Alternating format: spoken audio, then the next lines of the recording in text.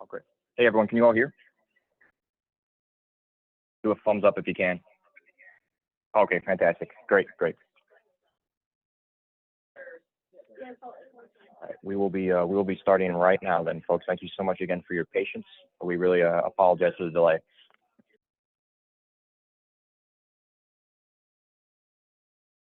Yes, definitely. Yeah, and if at any point you can't hear, please add message in the chat that you cannot hear, and we'll try to troubleshoot it. All right, everyone.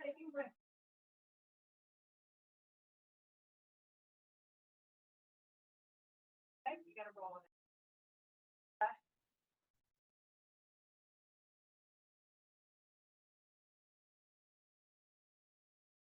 Plan. So we have some people tuning in virtually.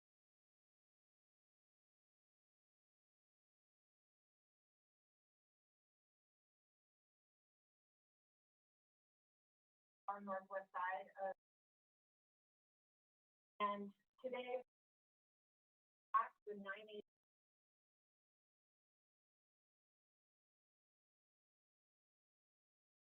all have access to audio, but I'm convinced that most people haven't heard of it yet, and even if you have heard of it, probably don't know all the ins and outs. First and foremost, I want to thank you for being here in person. Woohoo! Thank you to our presenters from the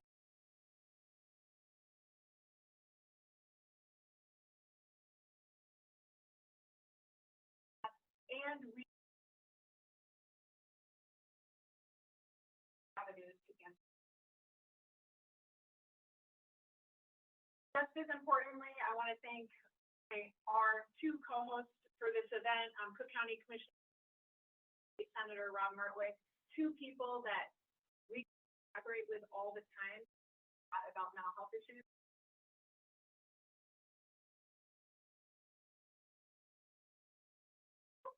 Hi, everybody. Thank you so much for being here. My name is Bridget Decker.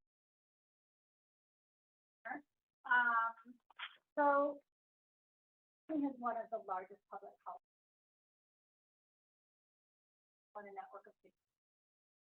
We put a lot of time, attention, in last 5 years, or I think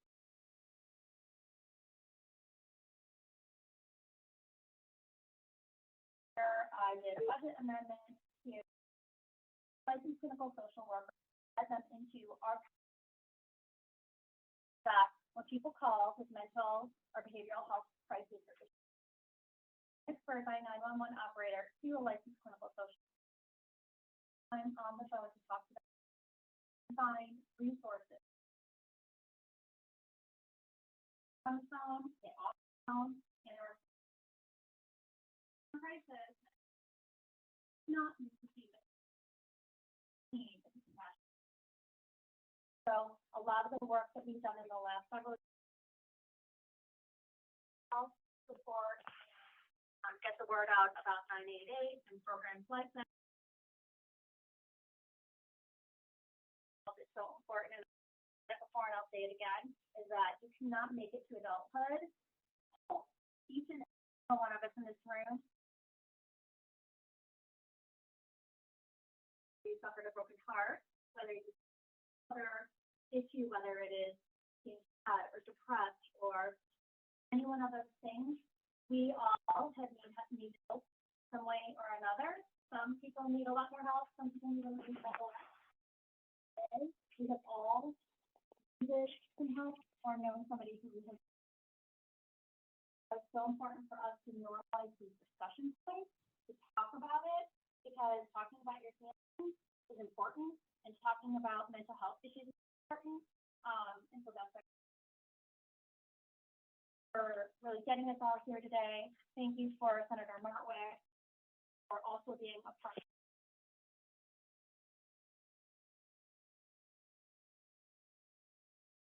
Honestly, if you ever need anything, is our number one thing right now.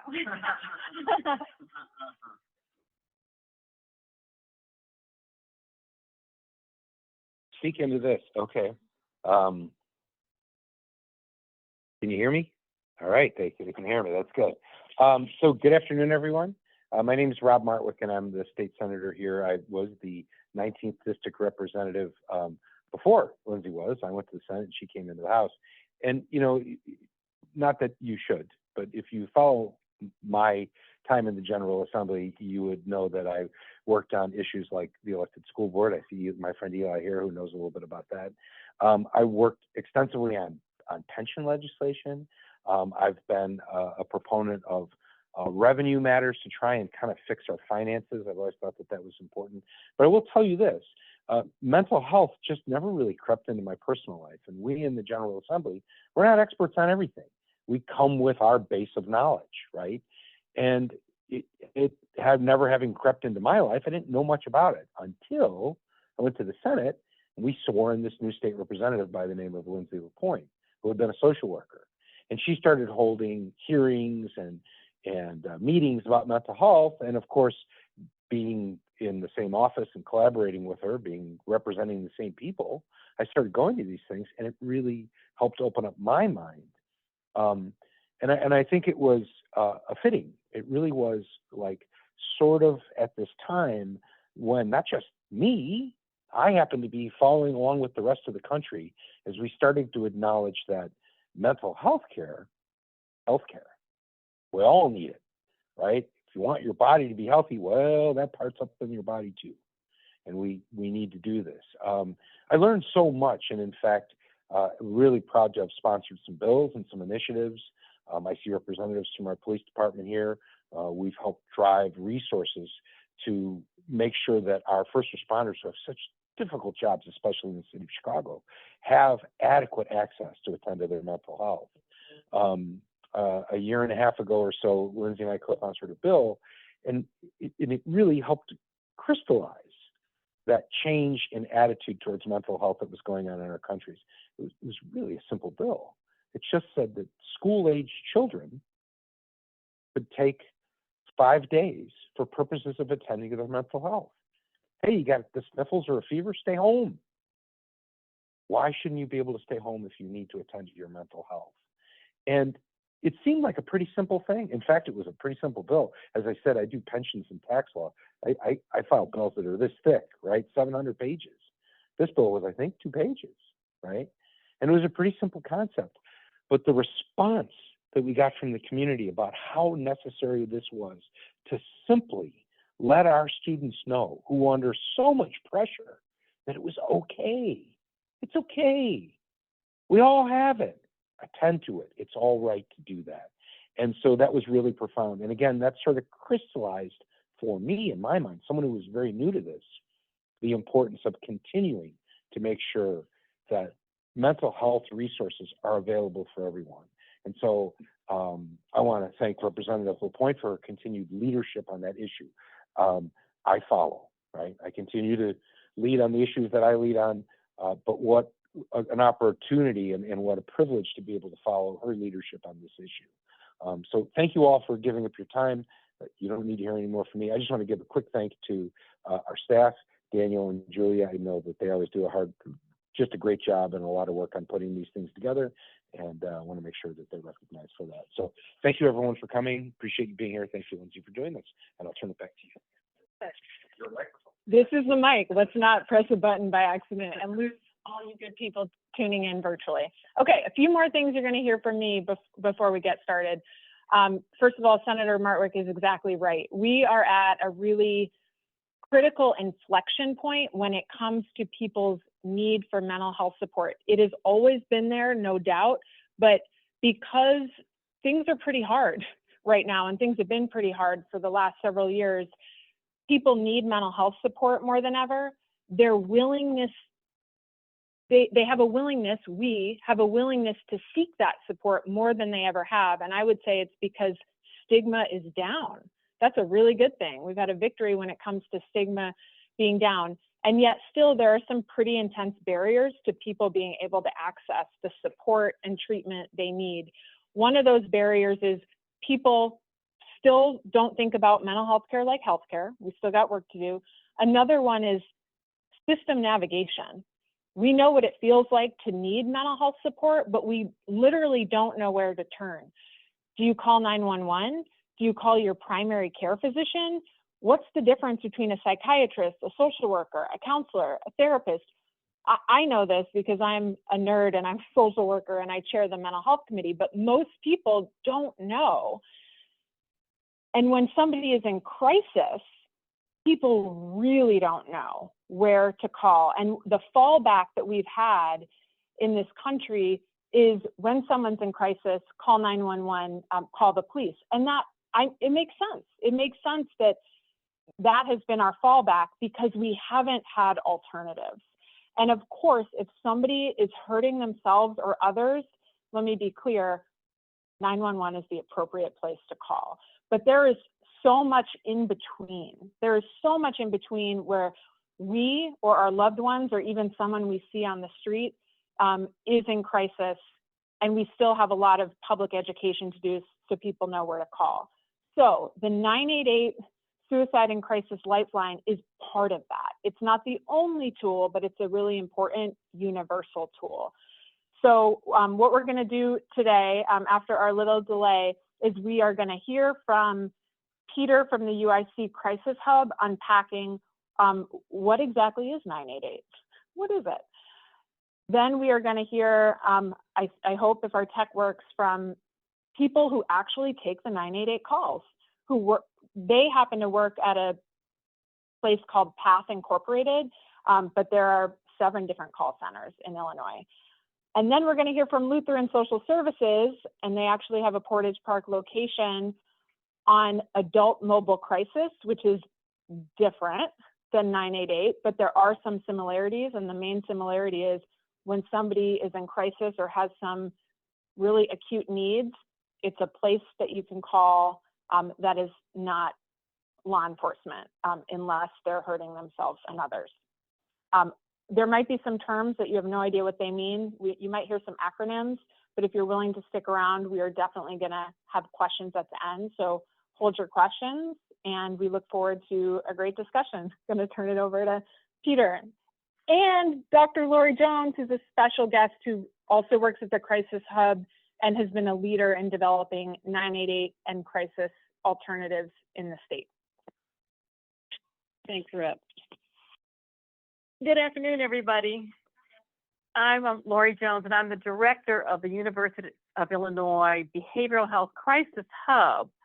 And we are an academic partner to the state of Illinois, the Division of Mental Health, which is charged with driving all of this policy related to 988 mobile crisis response teams. And another law that I think Peter might talk about briefly called CESA, the Community Emergency Services and Support Act, which has to do with crisis response also when people call 911 and some changes that we're looking at there. Senator, I wanted to tell you that years ago, when I was raising children, I gave them mental health days. So it was not 5, they gave them 1 each semester. So in recognition, of course, that, sometimes you just don't have what it takes to go on about your regular duties. So here to all of that.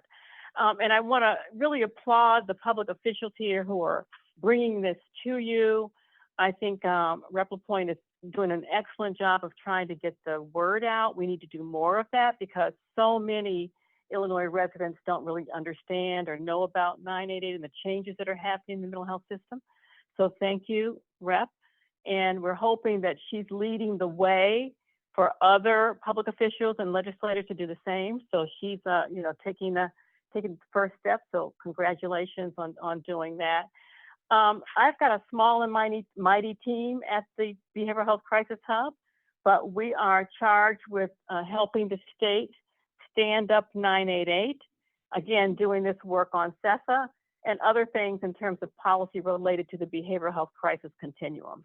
Here's my right-hand guy, and he's going to do the heavy lifting with doing the presentation, and I'm looking forward to answering any questions that you may have at the end. So take it away, Pete. Thanks, Lori. Thanks for everybody. Thanks for your patience. Hello, everybody in TV land and everybody who's watching this afterwards, because I know it's being recorded. Can you hear me okay? Okay, so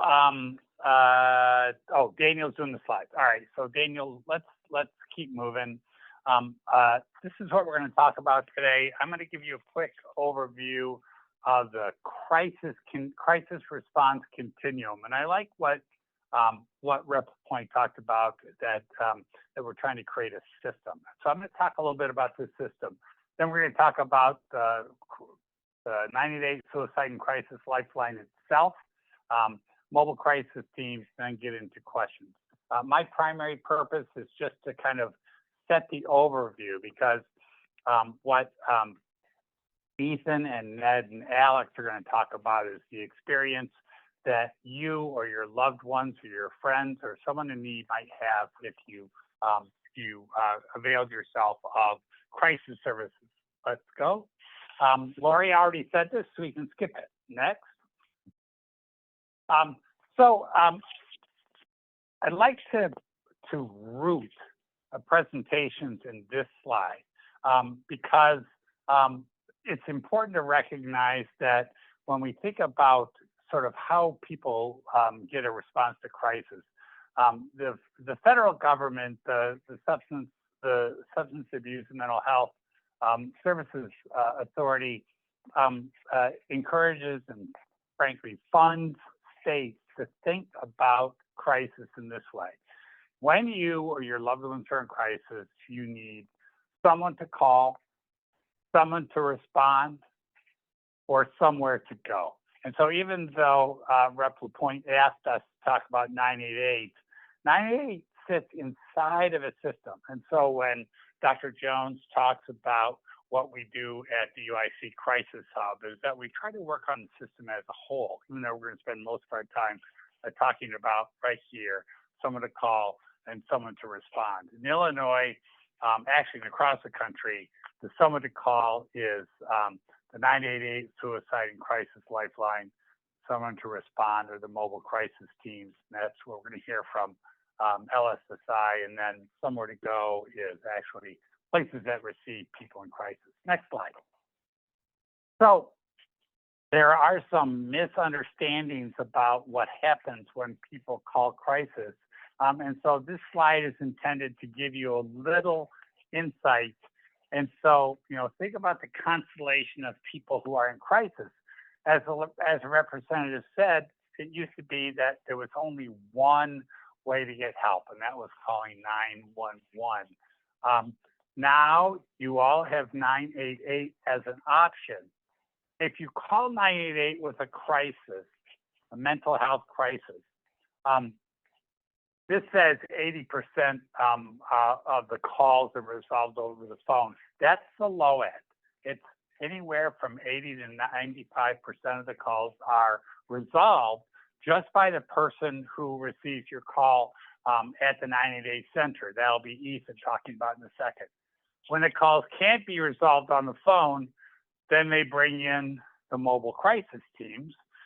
This is, and we'll hear from LSSI, very occasionally, we're talking about a really small percentage by the time we get here, it's 5 to 10%, folks may need some kind of institutional care.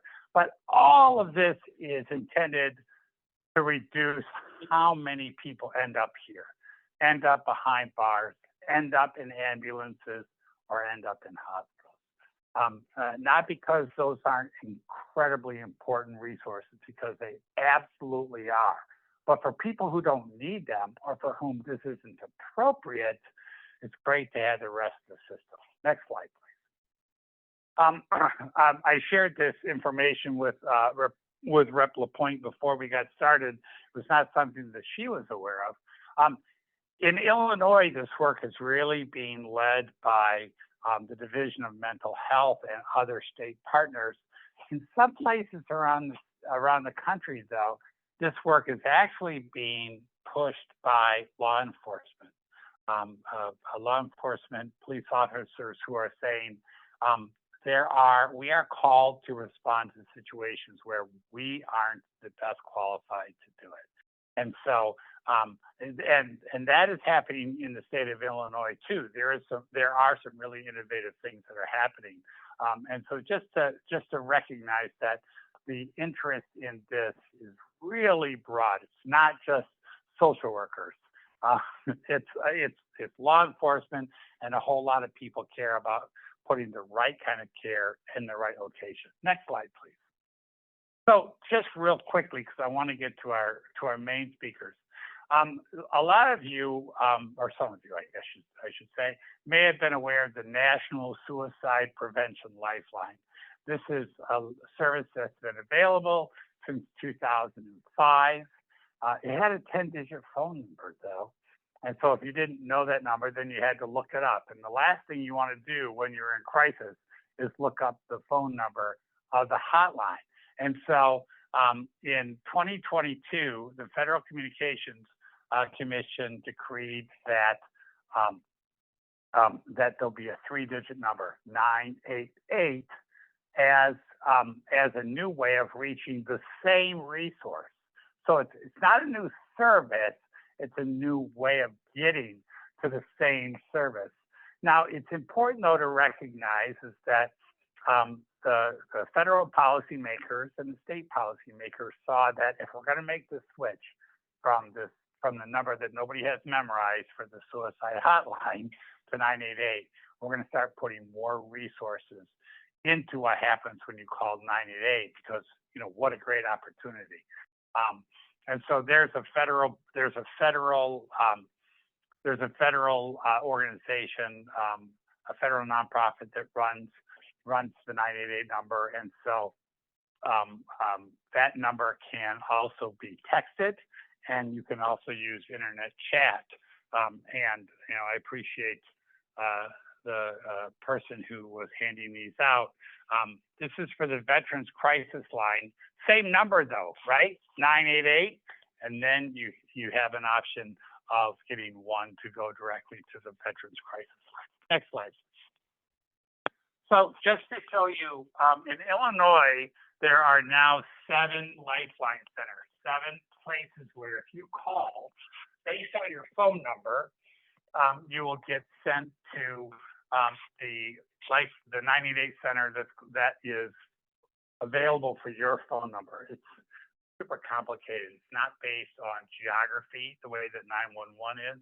So it's a problem. We're working on it. But in Illinois, there are these organizations that provide services. There's the 7th 988 provider came online yesterday. That's for the city of Chicago. So those city of Chicago calls will now be answered locally. And all of them are certified by this national organization. In the state, there's 2 county-based 988s. There are 2 that are run by community mental health organizations, and then there's 3 organizations that are experienced call-taking centers. One of them, Path Crisis, who we'll hear from in just a minute, they have their own counties that they serve, but they also act as the provider for every place in the state that doesn't have their own 988 center. And also they act as a backup. And so PATH is a really important part of the system. They are the biggest provider of 988 services in the state. Next slide, please. Really quickly, before PATH came on board and before the 988 system, about 1/5 of calls from people in crisis in Illinois were answered by somebody in Illinois. Since then, that number has been near or at 80%. There's more here, but let's just go to the next slide. I don't want to keep us moving. When a call cannot be resolved with the 988 system, there is the option to send that call to someone local in Illinois who provides mobile crisis response team. And you're going to hear directly from your local team here from LSSI. In the state of Illinois, there's about 60 of these providers. So obviously some of them cover multiple counties.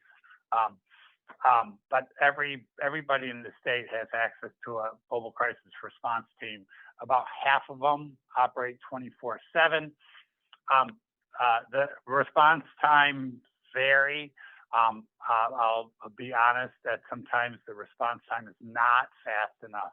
And so 911 is still sometimes an option. It's something that the system will address as it matures. Next slide. Mobile crisis response teams are community-based. They're clinically trained in order to provide services in the state. They have to be licensed by Division of Mental Health, go through all kinds of training. They offer a whole bunch of different services. Sometimes they show up at the request of law enforcement, and sometimes they show up because a call has been transferred from 988 to the mobile crisis response team. At this point, there is not an effective connection directly from 911 to mobile crisis response team. We're still building the system in Illinois. And so the mobile crisis response teams are much more likely to be connected to people in crisis from 988 because there is a relationship there. Most of the mobile crisis response are nonprofits in this. Next slide. Okay, I wanted to get to our main speakers who would interact with you as quickly as you can. And so I want to now introduce Ethan Danielson, who works as a call taker at Path Crisis in Bloomington. And I don't know what I'm supposed to do with this. All right.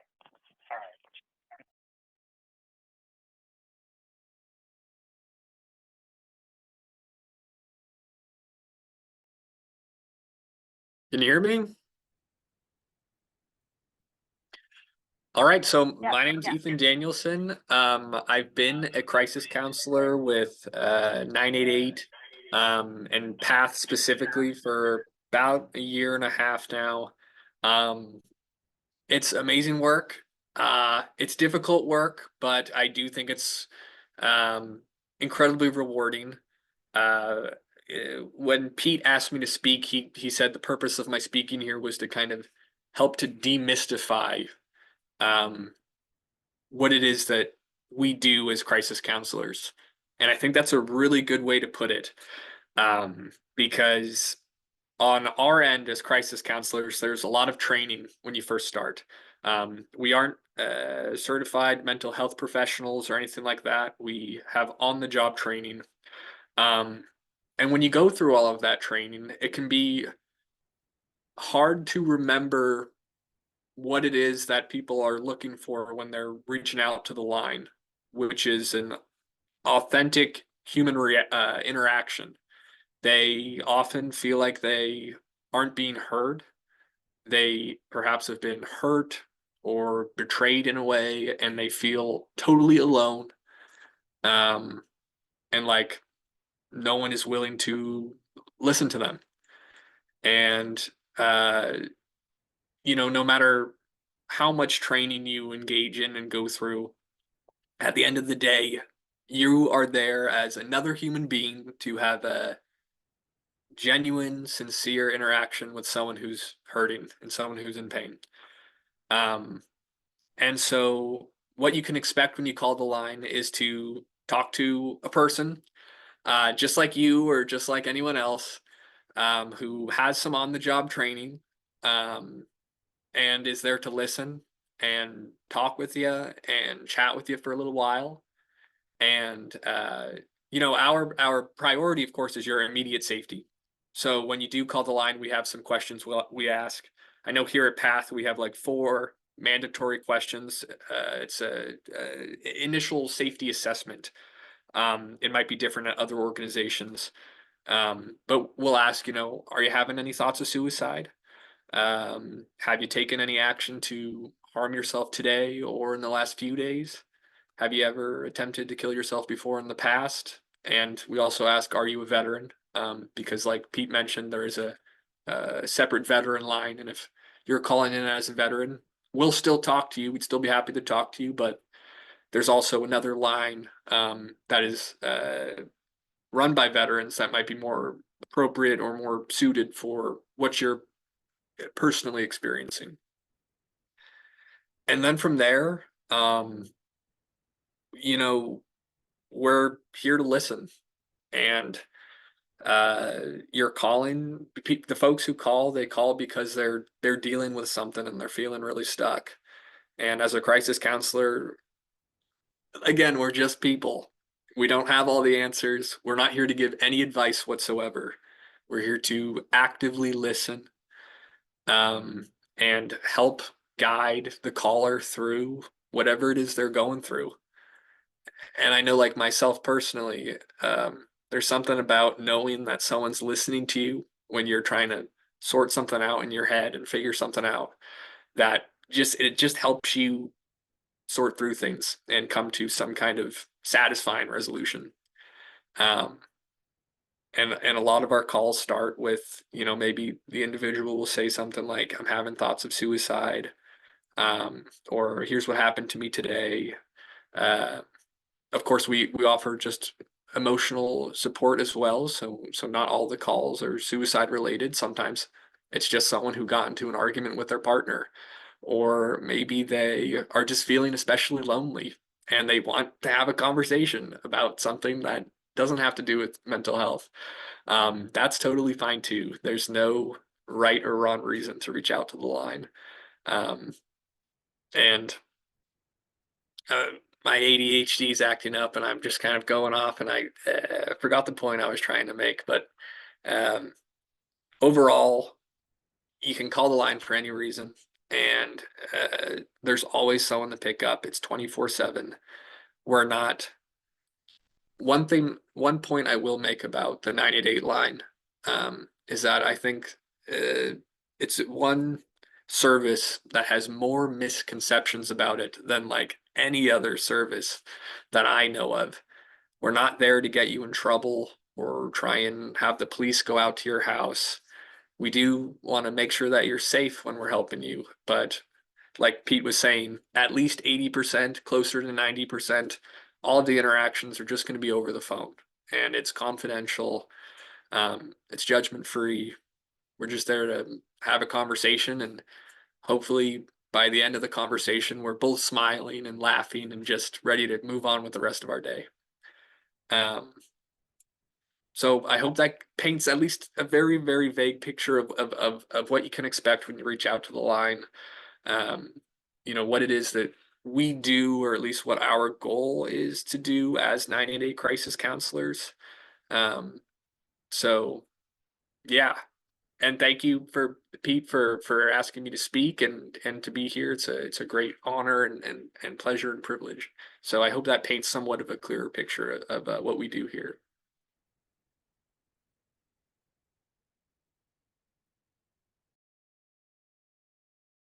A little bit about what happened.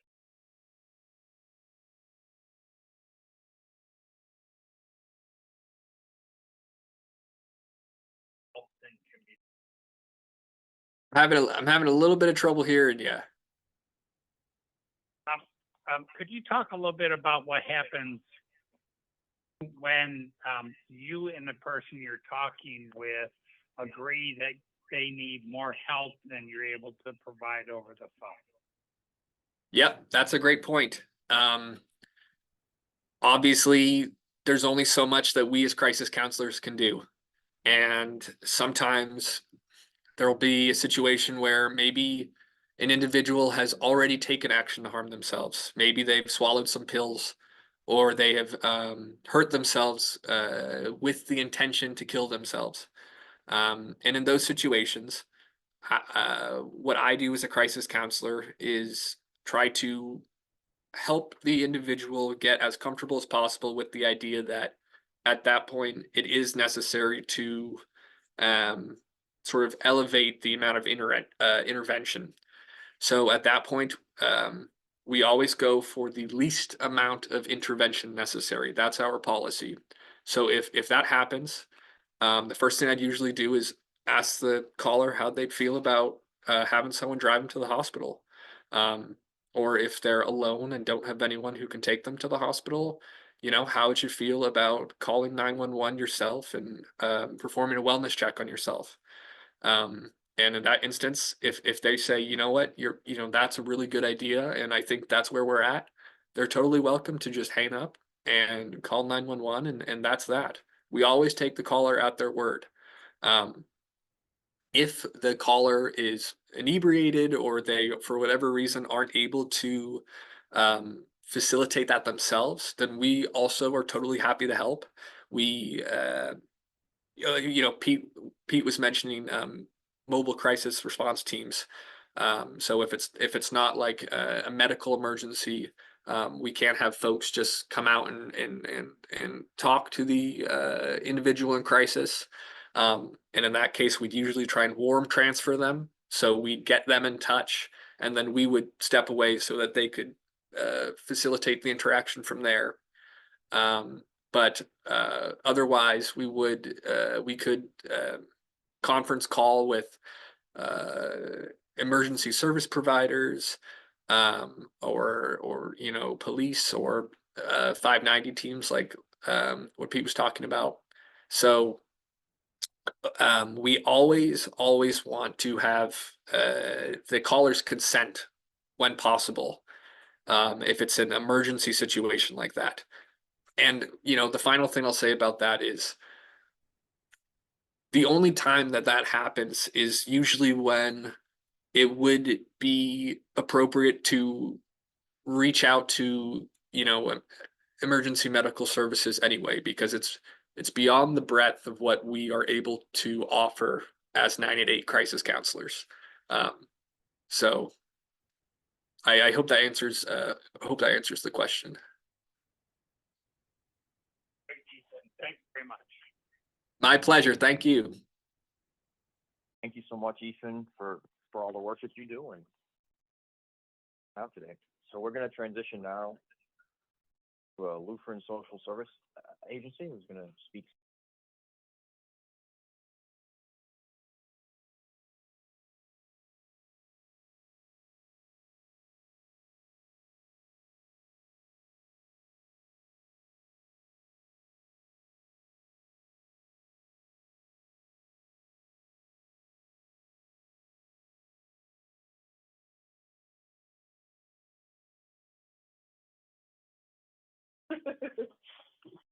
So once we receive a phone call from, my name's Alex, and I'm a peer recovery support specialist at LSSI.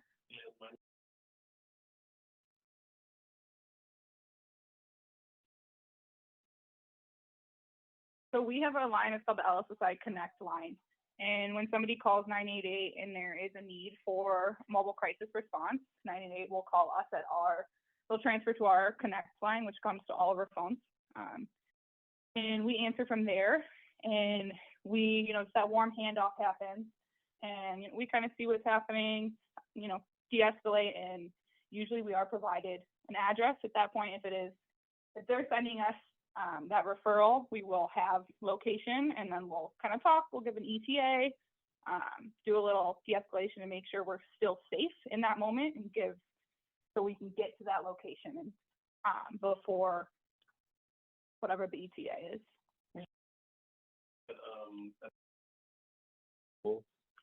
We can be having doing that, de-escalation or the conversation while we're actually in contact with that person, all the way up until the time. I think that it's also important, our relation, right? Like, we work in the sort of the world of suicide and suicide prevention. We're not afraid of suicide. And I think that is part of, I think, the powerful part of our role is that, we're comfortable, and that means that the person talking to us. And I think one of the things that people are kind of maybe reticent to call 988 or to say out loud that they're thinking about committing suicide is that then the white coats are going to come and push them away and take them to the hospital, and that's actually going, that's the opposite of what we're here to help solve that situation so that you don't have to go to the hospital. And, you know, honestly, 9 out of 10 times it is resolved in the community. We talk with you, de-escalate, problem solve, listen. And one thing that's cool about us is we usually are in a team. So it's usually a clinician and then an engagement specialist, you'll hear it, or a peer recovery support specialist. And it's, you know, using the clinical aspect and also using lived experience. So a peer support specialist is somebody with lived experience, a consumer of mental health, and somebody who is in recovery.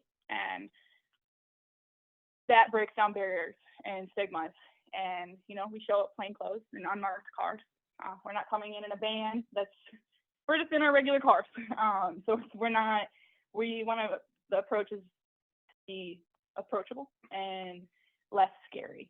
We're here just to have a conversation. We're all human, and sometimes some days are harder. And sometimes all you need is somebody to listen and sit with you. And sometimes we don't know where the nearest community behavioral health center is, or where can I find therapy, or what are my options? And that's what we come in. We have a lot of linkage to community services. We have our own services.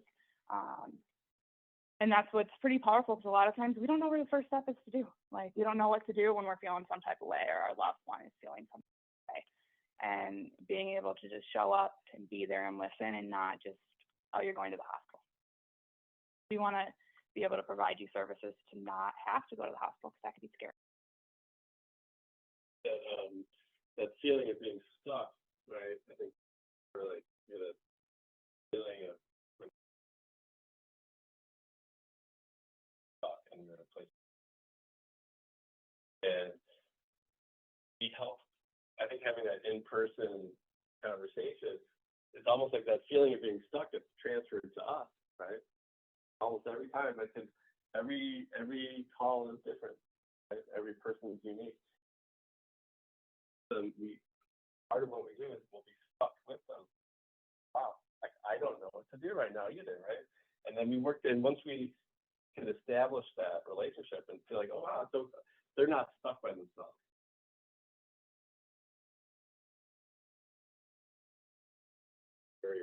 And then they start realizing, and then, you know, like Alex is brilliant at like navigating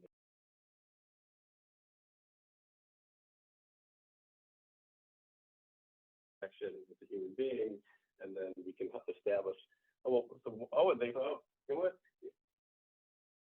One of the reasons I'm thinking about suicide is, you know, I lost my job and I can't get another job. Actions that, these are social service agencies that can help you get a job, or what kind of a job are you looking for? Oh, and actually help them. Like, we recently went through a call where we helped someone get started on their job search. Well, you know, I applied at a fast food place. I went to a pharmacy, and then we realized through the conversation that, you know, had caregiving experience.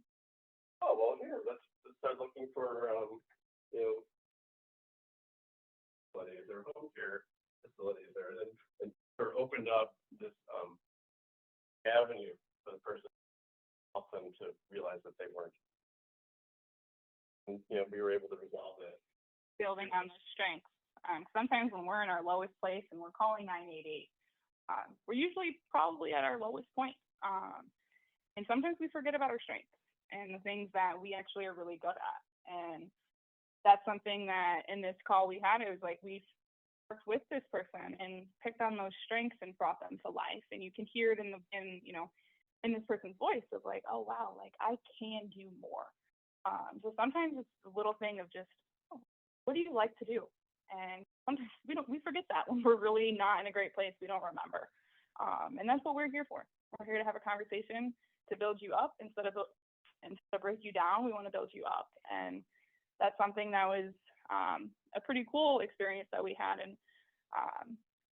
you know, a really big crisis shifted. And once we really got to that root cause,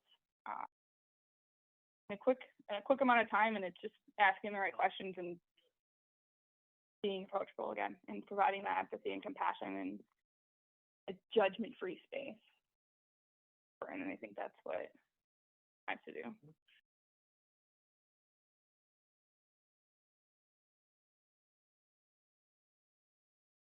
Spend about an hour with that person. working through what's causing them to be about suicide. And as it was, shown in those slides, almost a high percentage of our calls are resolved, in the home. And I do want to say, like, when we do, I think we realize, like, gosh, you know what, you are really actively not safe. No, I'm not gonna destroy them or anything. And when you do access, like, sometimes we're able to facilitate a direct admit to a psychiatric facility, right? So then that is one way that sort of avoids, say, like, having the police. Can then do private ambulance. So it's a little bit of a softer entry into, like, if they required inpatient treatment. But I do want to say that every time that we have partnered with first responders, be it police officers or paramedics, the training and approach of the police officers is amazing. And when the first responders come and join us at a site, or we join them, work is excellent, and you can really tell that the first responders are being empathic and caring and really trying to. Maybe that uniform can be kind of intimidating, but the people wearing the uniform are not. Any questions? I think let's sort of our little spiel. Awesome. I stole the mic because I want to make sure that questions are for everyone. Like, I'm sure folks have questions for LSSI and for Peter, maybe for Ethan. But before I do that, real quick, I do want to give Tony the opportunity just to say hello, because Tony is our friend who brought the special bracelets that have the specific information about how you press 1 to access veterans. So Tony, here's the mic for you to say hello to people. Hello, everyone, and thank you. This was kind of last minute that this happened. I'm the chaplain for American Legion Post 1226 in Lincolnwood. Now, I've been on this project for the past 2-3 years, and I've covered, and it started with my brother-in-law who was struggling. And I do have family members who are struggling currently. So it's an ongoing struggle to make sure that they get the help they need. The best way I could figure it out, of course, I'm with the American Legion, and we had our conference in the summertime down in Springfield, and I probably passed out 500 plus. To date, I probably made a couple, 2,000-3,000, and I ship them out. Like friends of mine who retired and moved to Florida, using the post down there. I sent them a couple dozen. I said, here, pass these out. There are currently 13 states, and it's ongoing. I do it myself. I did incorporate some youth groups to get service hours for making these. The whole thing about this bracelet is simple. You take the big enough clippers, you clip the card, you put it in the wallet. I put something in my wallet. The next time I see it is when I get a new wallet when I'm cleaning my old one out. So, with that being in mind, my mom used to tell me all the time she'd tie a string around her finger. So you clip the card away from the bracelet and you put the bracelet on. And this is a visual reminder, because you're not, like it was said earlier, you're not fidgeting looking for a number or where do I run to or seek help. You have it on your wrist, just to say, here I am. So it's ongoing. I've been doing this, like I said, a couple, 2-3 years. I've had good response. I did take some to Jesse Brown to say, here, I made these, hand them out. I'm working with the mental health issue doctor from, she's getting her transfer from Hines to Great Lakes. I kind of speak heavily on the veteran side, because most people I see, this is for anybody, it's not just veterans. Guy told me at Jesse Brown, they're not getting out there. I decided to invite myself to the different American Legion posts, VFWs, Marine Corps League, all the veterans organizations. There were as far as, well, California, Oregon, Texas, Arizona, Arkansas, Missouri, Illinois, Wisconsin, Michigan, Tennessee, and Kenya. So, and there are people that I know who either have been in the military or not currently living there. I write to them, I say, here, I'll send you a couple dozen, pass them out in your post. And all I want to do is try to do this because of the experience I have with family members that are struggling. So it's doing well, and by me inviting myself, I'm a little bored with that. It helps. If one of these works, then it was a success, and I continue to do it. So thanks for your time. Last moment. If there's any question, easier if you cut the card away and put it on this. You can do it yourself, but if you had a buddy to help you tighten it up, you can loosen them and pull them off. One thing I remember when I was at the 100-year anniversary at Heinz Hospital, I was there. There was another craft, and a woman had those rubberized bands, and it says on there, it's okay not to be okay. That's fine if that doesn't bother you, but there's a lot of people out there that don't want to admit, but do that. They want to keep it private. So it was best that I went to each. I found out a lot about the post, the members in my post, by doing this project. So, and if there's any questions, please feel free to ask Lindsay or Marklet, Mr. Marklet, and I continue to do this. Like I said, I probably made a couple, 2,000, 3,000, and I ship them out. My cost. It's my give back because maybe this is my therapy making them. Again, thanks again. And everything you shared, Tony, it's an emblem of something that we all know, and that is mental health and suicide risk. It does affect everyone, but there are certain populations that have higher risk, and first responders are one of those populations, veterans, LGBTQ youth, really, and you can see why that there are these heightened risks because people have been through a lot of really intense activity and might have PTSD, or they're living in a world that historically really hasn't supported them. All right, we're gonna open it up for questions, and we're gonna continue to use the mic so everyone can hear. Here you go, sir. Hey, Mr. Point, good to see you again. Hi, my name's Alan Hamilton, concerned citizen. I've had a couple friends commit suicide due to their gambling addictions. That's one reason I'm here. And as a retired CTA maintenance manager, I dealt with a lot of suicides on the subway tracks.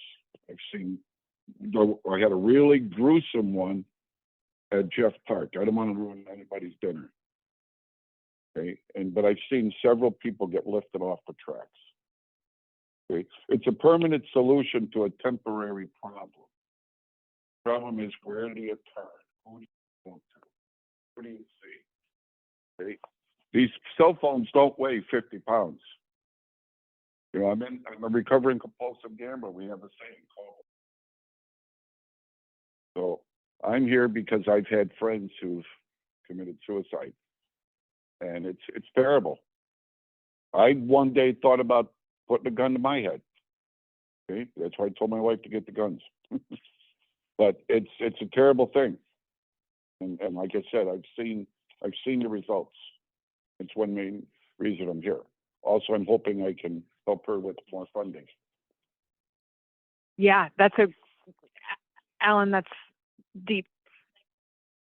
That's deep. Thank you. Yeah.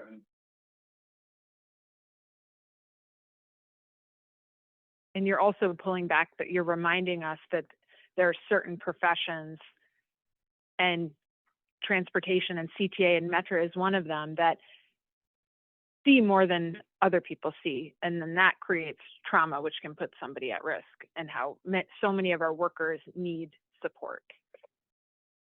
Really powerful.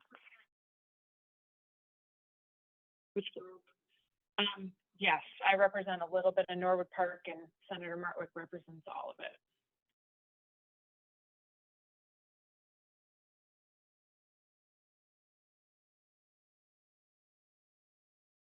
Guys are nowhere how to look it up. First, suicides.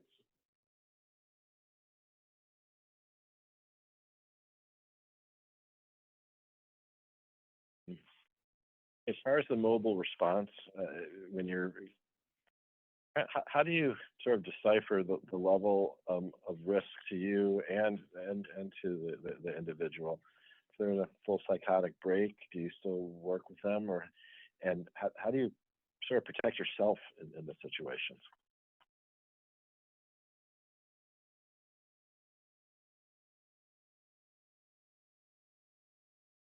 I think main way we do try to go out as a team.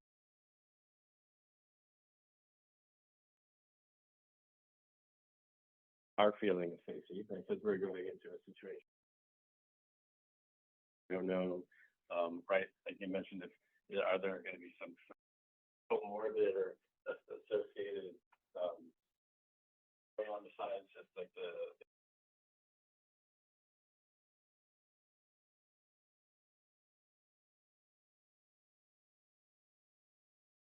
but that could be very simultaneous. I think that for the most part, like I've been doing this for about a year or 2 months. Never really felt great.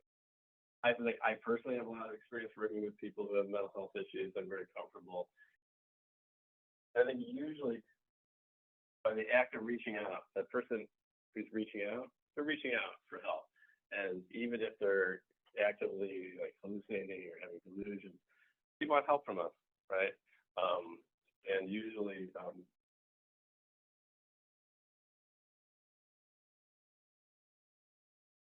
and we will show up anywhere. I forgot to say that earlier. We'll respond if, some people don't want us coming in their house. So if that's not somewhere you feel safe talking with us, we can meet at a park or wherever that place that you feel safest meeting with us to say, maybe if somebody is experiencing a severe mental health crisis and us going into the home is going to make it worse, we can sit on the porch or be outside, because sometimes that trapped feeling, it creates a safer environment for them and us. But our main thing is make sure the recipient of our call is safe and they feel comfortable with us coming.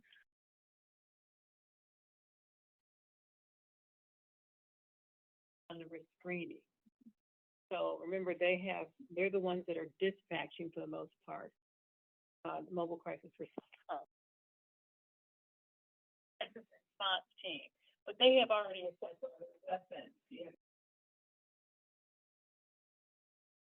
They kind of do their risk first, and so that will help the mobile crisis response team know.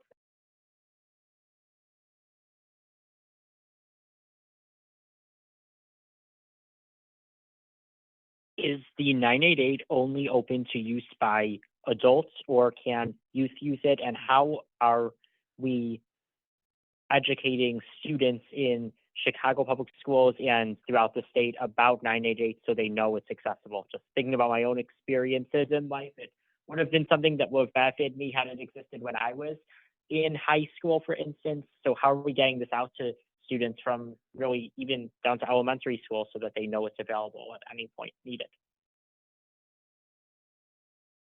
Question. I'm glad you raised it. Yes, it is available for youth. And the state has been charged with marketing 988, and so they are constantly in the process of developing a marketing plan and constantly looking for partners to get the word out. So I think that, one of the challenges is that we've got to find marketing strategies that can reach a number of different populations across the entire state. So they're looking at public service announcements, ads on buses, ads in communities and things like that. But also, I think coming and talking in community endeavors like this makes sense. But yeah, so they are working on that, and they're working actively on developing a marketing plan that will also focus on youth. I know I was also, and we did a huge 988 campaign, with like, magnets and stickers, and, so we really got the word out.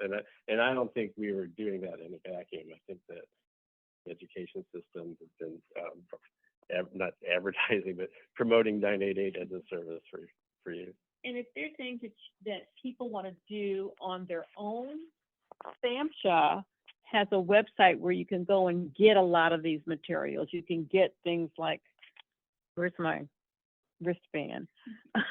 These magnets, cards, all kinds of things. You can order directly from the SAMHSA website if folks want to do their own and not wait for just the state or city or whatnot to advertise. So SAMHSA is a substance abuse and mental health services administration of the Health and Human Services Department. It's the federal. It's the federal. Wait a minute, hold on. Yeah, it's the federal government. So the federal government's mental health, lead department is called SAMHSA, Substance Abuse and Mental Health Services. Yeah, so, but it's under HHS, yeah, Health and Human Services. And then big government. You asked one thing about like kiddos in school, and one thing we also do staff, so we respond to a lot of calls at school. Kind of the same thing that we do for adults, but we also do respond to kids 90-day calls. So that's also the CARES line, which is a state line that schools, hospitals call somebody if a child is in crisis. So there's one thing, you said that at the SAMHSA store, there's the stickers. I have little 90 stickers that I give to kids that we see in the school. So it's another way of like, hey, like if you're feeling some type of way, if you're not feeling the greatest, you can text this line, you can call this line. Because with kids now, stickers are, so that's one way that we are trying to get it out, as well as how the school's doing it. So, mentioned the CARES line. Your crisis services for children have been a priority for state of Illinois for years. But this is basically a Medicaid program. So if you have Illinois Medicaid and your child is in crisis, then the CARES line is what you would call, and they would actually send somebody out to assess the level of acuity or the seriousness of the crisis. The state is in the process of figuring out how to merge 988 with the CARES line, so it's one line. So we're not there yet, but if you have Illinois Medicaid, there is a separate line called the CARES line that would be used to get dispatch mobile crisis response to the crisis of the youth if they have Medicaid, what the best course of action is for that. As I walk over to Tony, I'll also add that we did pass a bill in Springfield in 2022. So for grades 6 through 12 public schools, if they have IDs that kids wear around their neck on a lanyard, they do have to have the crisis line, which is now EZ 988, printed on it. So if you have a kid in your life in that age, ask them to see their state ID, and it should be on there. If it's not, call us, because that's the problem. Just want to add, the old number, I still have cards with the old 1-800 number. My understanding that will work, but like you said, or everybody's witness to dial that number is a long process. But they will, if you happen to dial it, they will dial it. Another thing, colleges, a lot of them have veterans section in there, returning back, going to school. I've been to a few of those colleges handing out these bracelets. Over my head. So Oakland College is one. There's one in Palatine. So they're out there.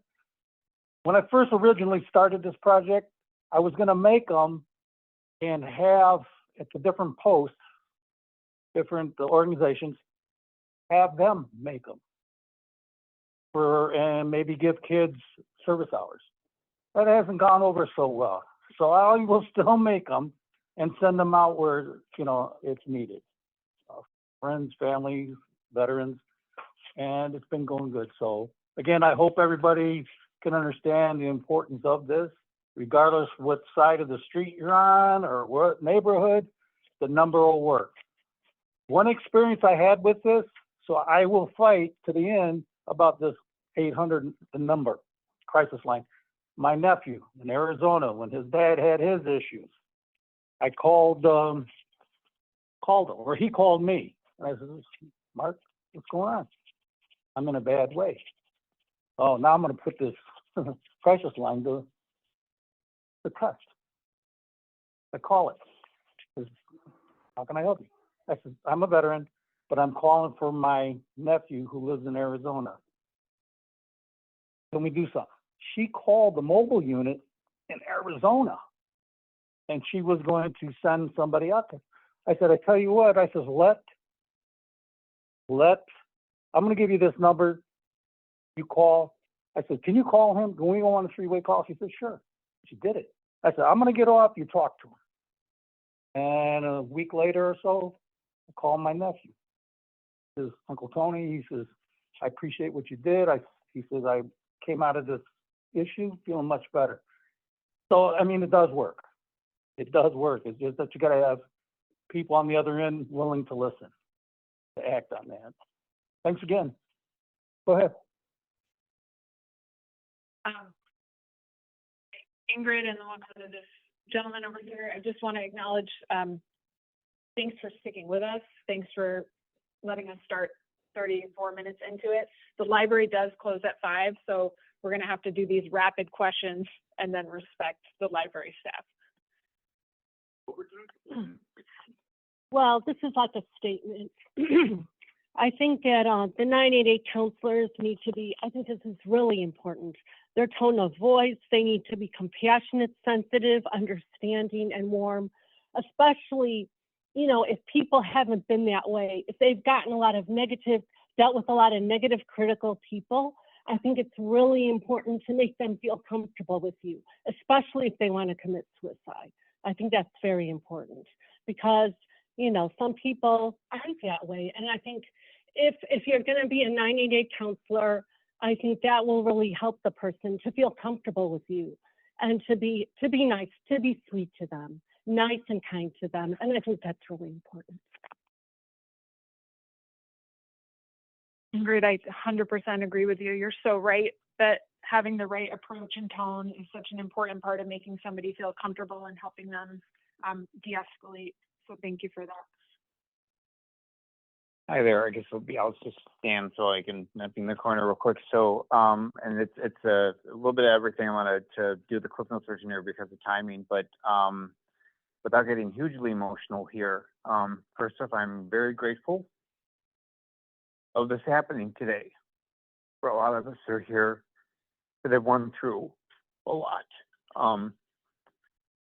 The 988 is great. I'm very blessed that it's happened for a while. The disadvantage of it, as I found out personally, is that I still feel, and I know it's touched, and I'm very happy to hear that the delay is getting worked on, but I think the delay really needs to pick up because 2 minutes is too long for a lot of people. If you're in uniform, you're not in uniform, you're a regular person, you're a veteran, too long. And we need to know that someone is there on the other end of regarding compassion in one's voice to know that they're there. I did not know about the mobile. That's great. I'm very blessed to hear that, especially in our own neighborhood. So I left a toxic work environment because I needed to. Mental health is a big thing. That's why we're here. So I went and I'm doing property management now. I don't even know how I'm there, but I'm there and I'm blessed. But within the past month, I work in and I'm sure our officers are here, might have heard, but I work downtown And in the past month, we had two jumpers that I, from my window, saw one did not survive and one did. There's a parking garage where it happened at, and I pray to God that they work out something, that they put up chicken wire or something, because I don't want it to be known like this is where you can go for anyone. And it's in the Gold Coast area, so it woke me up. But I just, all that timing, knowing that someone's there, bills getting passed, a rep that is working to get stuff done, our people in uniform, our veterans, and you guys putting all this together, because COVID kicked us in the butt. We don't know what it was like not to be able to get a hug from somebody, right? Remember that? You didn't know if you could touch somebody, and that first hug, remember that? That felt, oh my God, it's like you won the lottery. I'm blessed we're getting this. I feel like we got a lot of ways to go on this, and those pauses, semicolons, you guys know what that is, all that come into issue and addressed. I'm just grateful that it's getting addressed, and we have a long way to go, but we have come a great deal in a short amount of time. Representative Point and everybody else, and our senator and the teams here. So continue doing what we can do, and to be on the lookout for one another. Leave it at that.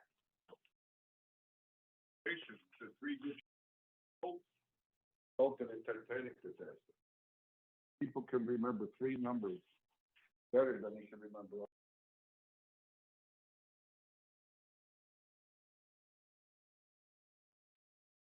Thank you, Alan, and thank you for sharing some of that personal experience you just shared. And it just reminds us that even simply sharing what we learned today, that 988 exists, can be so powerful and save a life. Hello, my name is Danny, and I want to throw a couple of resources for folks out there in the community as well. Something that could be very helpful is a safety plan, and there's plenty of safety plan applications out there on Android and Apple. The VA sponsors one called Simply Safety Plan, and you don't have to be a veteran to have it, to use it. And you can download it. It's very powerful, allows you to identify some reasons for living, your own personal warning signs, and your own crisis mitigation process, whatever you want to do, like reach out to an important person in your life or directly go to 988 or 911, but very powerful. Another resource I'd like to share is psycharmor.org. It provides a lot of trainings, free courses in there, what the VA likes to call SAFE training, which allows folks to recognize signs of suicidal thinking, how to ask somebody, are you thinking about killing yourself? How to validate the person's feelings when they're going through this crisis, and then expedite them getting help. Again, that I come from the VA. I use this often, but it's open to the public.